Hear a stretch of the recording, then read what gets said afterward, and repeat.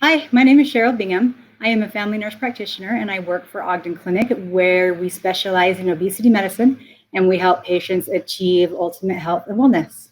I have no conflict of interest otherwise.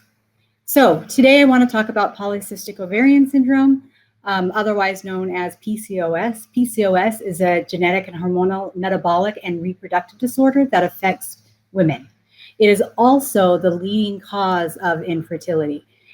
About 1/3 of patients will experience infertility with PCOS. However, if you want to get pregnant, there are many ways to still get pregnant. It is also the most common endocrinopathy among reproductive age women in the United States. PCOS. I'm so passionate about discussing, educating, and researching PCOS because as we go through these statistics, they're dismal and it's very disappointing. And we can do better. We can do better for ourselves. We can do better for our sisters, for our wives, for our friends, because PCOS affects 1 in 10 women. However, only 50% of women will go diagnosed. That means the other 50% are undiagnosed, and that's just not acceptable. It's not acceptable for anyone, and especially in a developed country, we should have better statistics than this. So 50% of women with PCOS will develop prediabetes or type 2 diabetes by the age of 40. 40, guys, that is pretty young. The annual cost to the American healthcare system to diagnose and treat women with PCOS is $13.8 billion. And women with PCOS are 3 times more likely to develop endometrial cancer than those without PCOS. Women have unique health needs, and they are definitely different than men. However, most of the studies and the research done are done on men, not women. So we need to improve those gaps in healthcare, and the way we do that is through science, policy, and education. Many women who have PCOS don't actually have cysts on their ovaries, so the term polycystic is a little bit misleading. Some patients might have cysts and some might not have cysts. And here's a look of an ultrasound of what a polycystic ovary looks like. It looks like a bunch of popcorn that's been spread out through the ovaries. Now, to be diagnosed with PCOS, the Endocrinology Society recommends following the Rotterdam criteria, which mandates the presence of 2 out of the 3 following findings, which is hyperandrogenism, and that's just a big old fancy word for the presence of excessive acne, androgenic alopecia, or hirsutism, which means terminal hair in a male pattern fashion. So basically, you start to get some male pattern balding in your hair. Really annoying and frustrating. Also, ovulatory dysfunction. Ovulatory dysfunction is defined by oligomenorrhea, which means menstrual cycles that are more than 35 days apart, but less than 6 months apart, or amenorrhea, which means the absence of a menstrual cycle for more than 6 to 12 months after a cyclic pattern has been established. Androgens are often called the male hormones, but women have them too. And with PCOS, the levels of the androgen, whether it be through physical symptoms where you have hair loss, hair in places you don't want, like the face, back, stomach, or chest, or trouble getting pregnant, or you'll have chemically high levels of testosterone, whether it's free or absolute, and DHEAS in the blood. Here's a picture of male pattern baldness. You can see that it's right up here where she starts to lose her hair. This is a picture of that unwanted facial hair. You can see it on the chin and on the upper cheek. You can also have it, like I said before, on the chest, the back, the stomach. Okay, so PCOS is a diagnosis of exclusion, which means you have to exclude any other diseases that might mimic PCOS. So thyroid disorders, prolactin levels, non-classical congenital adrenal hyperplasia, all of these mimic the signs and symptoms of PCOS and need to be excluded before you can say, oh, yep, this is PCOS. There are 4 different types of PCOS, and I'll let you read through that slide. And I'll come back to that slide in just a second. PCOS is a whole body disease, which means it impacts every aspect of a woman's life, whether it's metabolically, whether it's emotionally, whether it's behavioral, whether it's physical. Every aspect of the woman's body is impacted by PCOS. Sometimes patients with PCOS will present with what we call acanthosis nigricans, which is a dark, velvety, patchy skin that develops on the nape of the neck.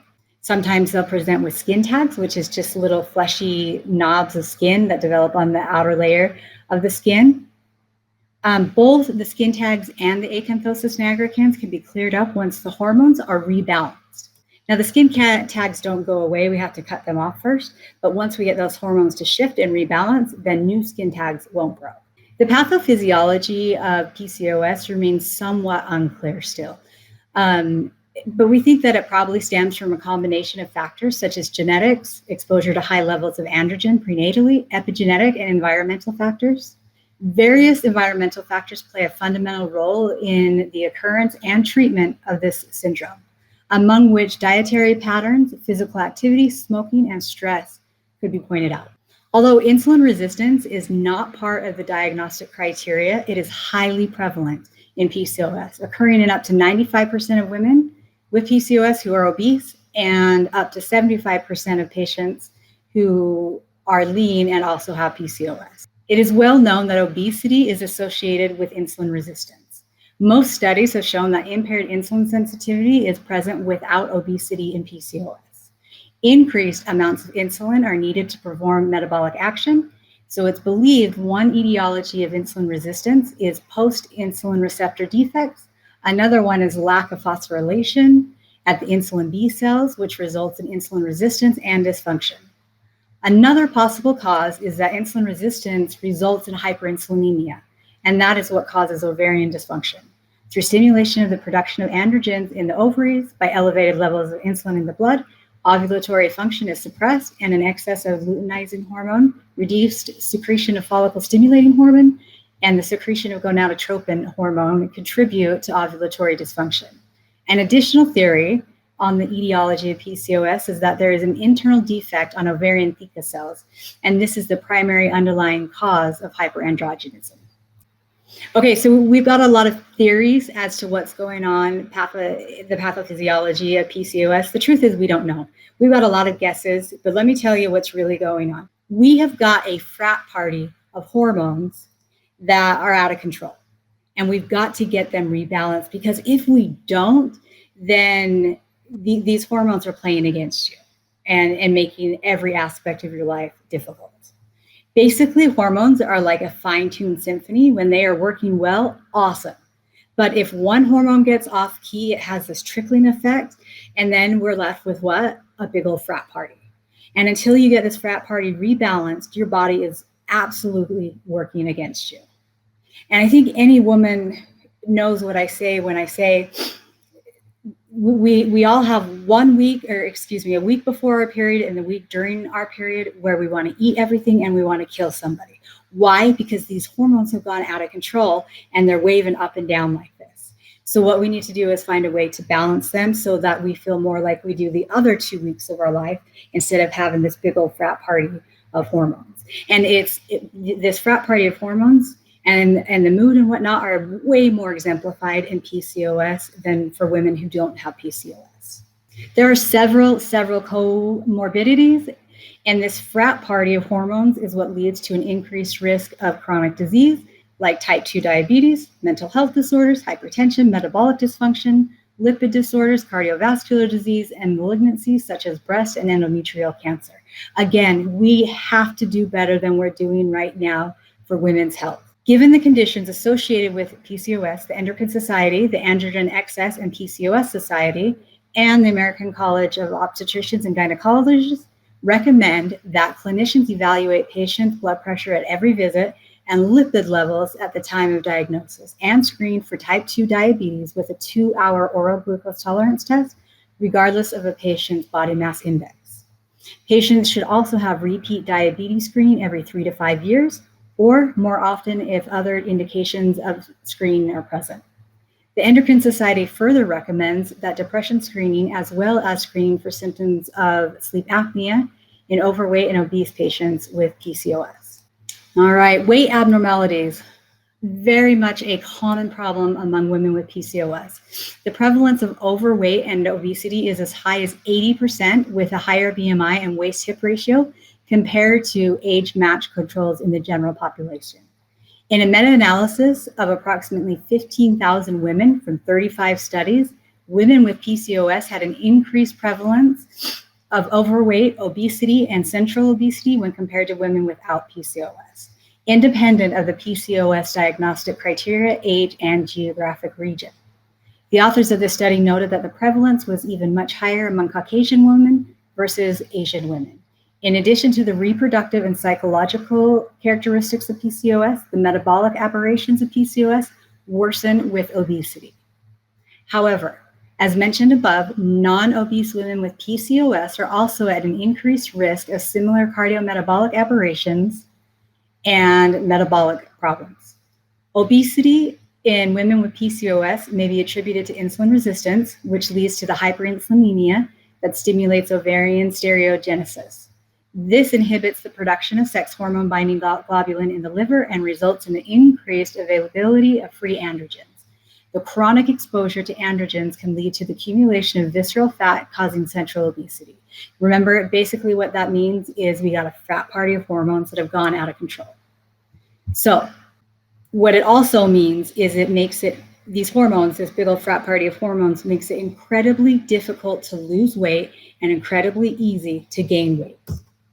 If you ever have a medical professional tell you that to lose weight, you just need to eat less and exercise more, I would run out of the room immediately because they are giving you misinformed and archaic information, especially when it comes to PCOS. Because remember, this is being driven by hormones that have gone rogue, right? Just like our menstrual cycle, any woman, if we could mentally and mindfully wish our period away, every single woman would absolutely do it, but we can't. Why? Because it's being driven by hormones. The same thing is happening with our weight. The weight is just a symptom of this frat party of hormones that are out of control. So it's never just as easy as eat less, exercise more. That will not work for women who have PCOS. To be clear, obesity is not a character flaw. It is not a personality defect, nor is it a lack of willpower. Obesity is a multifactorial, long-term, progressive disease, which means it needs to be treated like this. A cookie-cutter treatment will not work.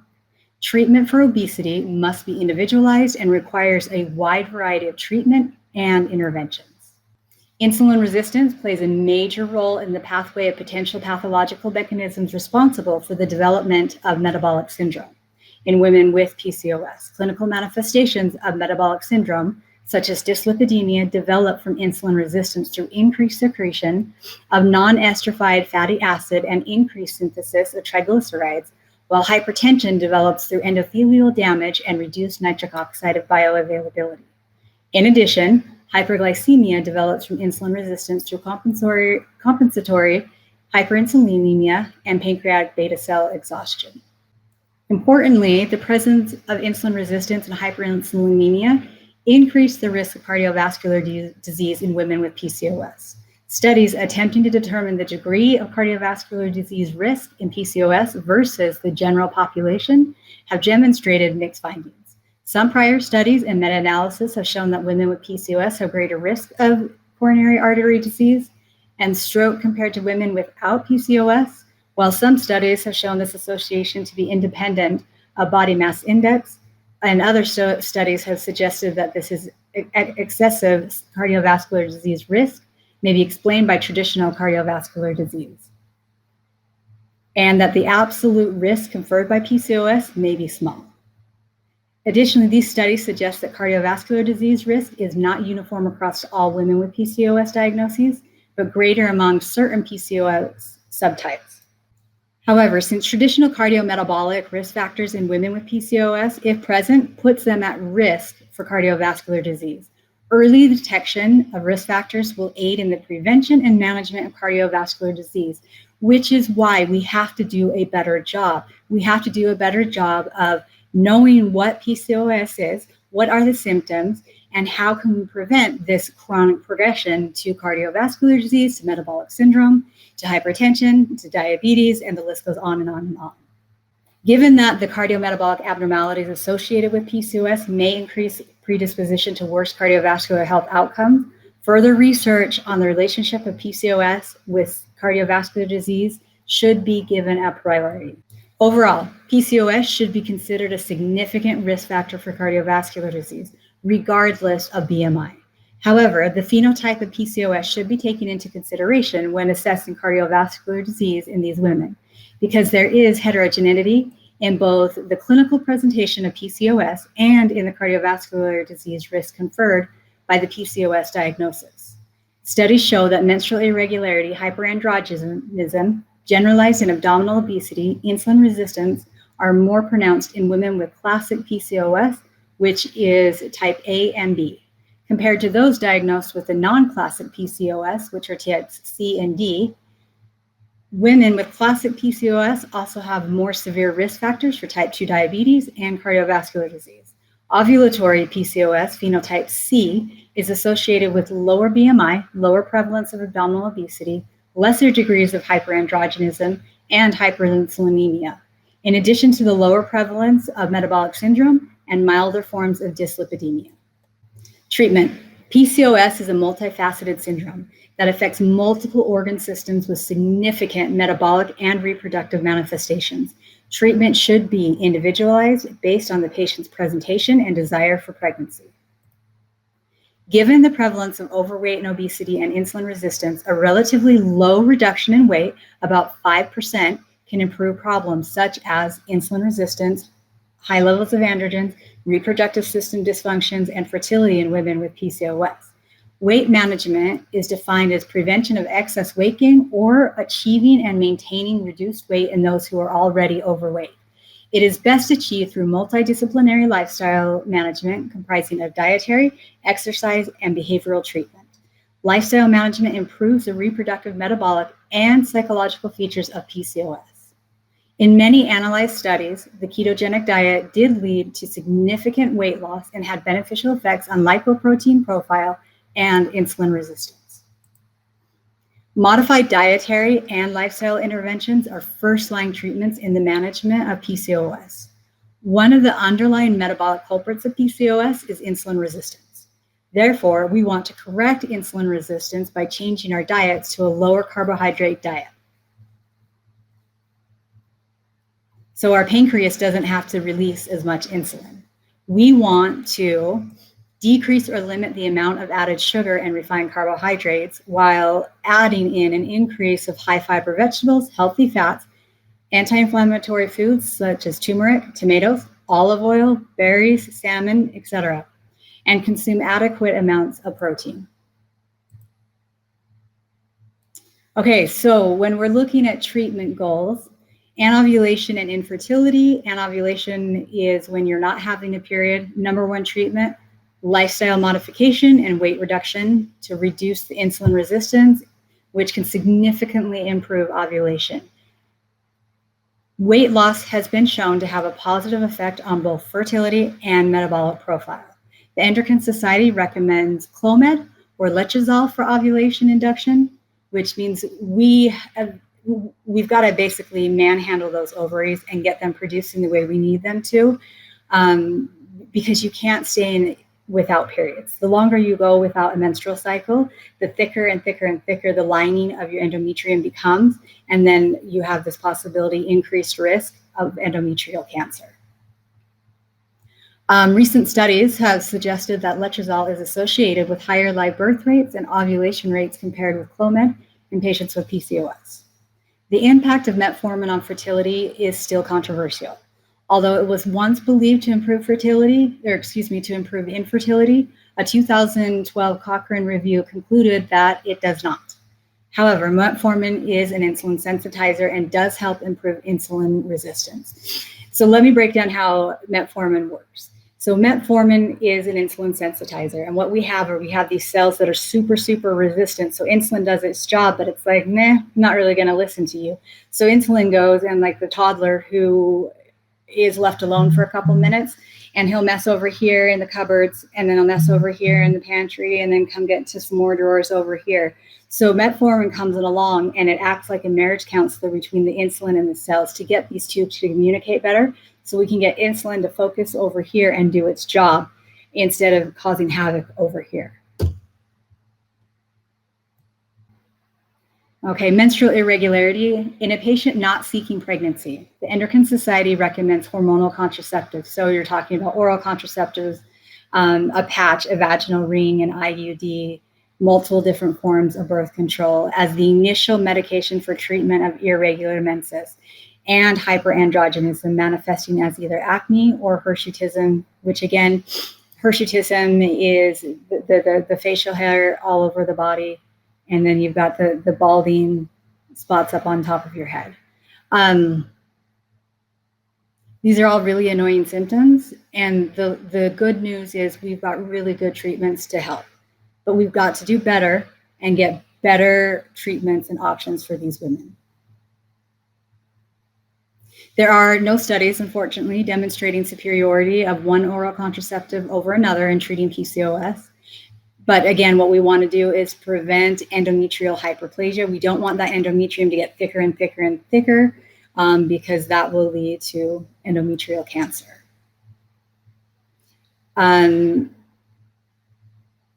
Hirsutism, which I talked about, is really annoying. It's really bothersome. And for women, it's so difficult to deal with. The problem with the treatment that we currently have is that it can take up to 6 months of treatment before we start to see improvement. And according to a 2015 Cochrane review, the most effective first-line therapy for mild hirsutism is oral contraceptives, spironolactone, which is a mild diuretic, and what it does, it takes all the excess testosterone and you pee it out. But the evidence for effectiveness is limited on both counts. Other therapies that you can use are electrolysis or light-based therapies, which can be used as either monotherapy in mild cases or adjunctive in severe cases. Acne is probably the most common in the general population and in patients with PCOS. Hormonal contraceptives are first-line medication for treating acne associated with PCOS and can be used in conjunction with standard topical acne therapy like retinoids, antibiotics, benzoyl peroxide, or as monotherapy. The anti-androgens such as spironolactone being the most common, and it can be added as a second-line medication. Treatment goals, number one is to educate. We need to educate so that women can speak up for themselves and be their own advocate for better health and overall wellness. We need to identify and monitor these comorbidities. The comorbidities are the hyperlipidemia, the diabetes, endometrial hyperplasia, hypertension, and the list goes on and on and on. We need to modify the associated long-term health risks with diet, exercise, birth control as needed, and other medications. And like I said, the conditions of PCOS, the side effects are so they're obnoxious and they're annoying. And there are treatments that are effective and they can really help you live a quality life. However, areas for future research. More research is needed to clarify the complex pathophysiology of PCOS. No single test is currently available for its diagnosis. Additionally, once diagnosis is established, the options for treatment are of limited number and effectiveness because they target only the symptoms of PCOS. Finally, with patients with PCOS having a higher rate of metabolic complications, such as cardiovascular disease, metabolic syndrome, cancer, their impact on mortality is still not clear. Therefore, more prospective epidemiologic studies are necessary and needed. And that's the end. All right. Hey, Sheryl, thank you so much for that awesome sauce presentation on PCOS. So PCOS it's a big deal for women, right? It really is. I mean, 50% are not diagnosed, and you've got 1 in 10 women who have PCOS. Oh, wow. And they're just going undiagnosed and living with all of these symptoms that really we can treat. We don't have like the very best ultimate treatment, but we've got treatment. And I guess what would be like an order of treatments, the most effective things that you guys see? As far as what treatments are the best? Yeah, like most effective things that work for the most. Lifestyle interventions, hand down. Okay. You've got to change the diet, which the ketogenic diet has been proven. So has the Mediterranean diet. No matter what diet you choose, you have to get rid of the sugary, the processed food, the crap that we eat all the time. We've got to get it out of our diet and replace it with healthy fats and protein. All right, fantastic. Now, now you're from Ogden Medical Weight Loss Clinic, right? I am. Now we actually, so I work for Keto Chow, by the way. We actually have What? yeah, I know. We actually have an employee who she started keto because of you. She thinks you're awesome. This is Lynette, by the way. So That she's might go into patient confidentiality. I don't know if I can agree or not. okay. But yeah, she thinks you guys are great. But so what is it that's some of the stuff that you guys do up there in Ogden Clinic? I think the first thing is we listen. Okay. And that's really what you need a provider, because you have to take all of these symptoms and then kind of figure out what's going to go together. Yeah. So I think the first one is we listen, and we do a full workup on all of the aspects of your body. We do a metabolic test so we can figure out what your metabolism is like. And then based on the physical presentation and the history and the metabolic test and the labs, we put a prescription together where we implement dietary and lifestyle interventions. Yeah. Oh, I cut that. Hold on a Oh, second. you're out. So you guys up in Ogden Clinic, you get are. Let me start again. So up in the Ogden Clinic, you all are using a variety of different methods to help people lose weight, and you're having some pretty remarkable success with different people. Right. I think it goes back to there's no cookie cutter, one size fits all when it comes to obesity medicine. You really Yeah. do have to take each patient and individualize the treatment for just them. Yeah. And are you guys, you recently, like 2 years ago, moved to a new location. It seems like you're really helping a lot of people, and I think that's absolutely fantastic. Thank you. I love the work that I do. It's very rewarding. Okay. Well, hey, I'm going to let you get back to it. Thank you so much for joining us. Thank you. It's been a pleasure. Okay. Bye. See ya.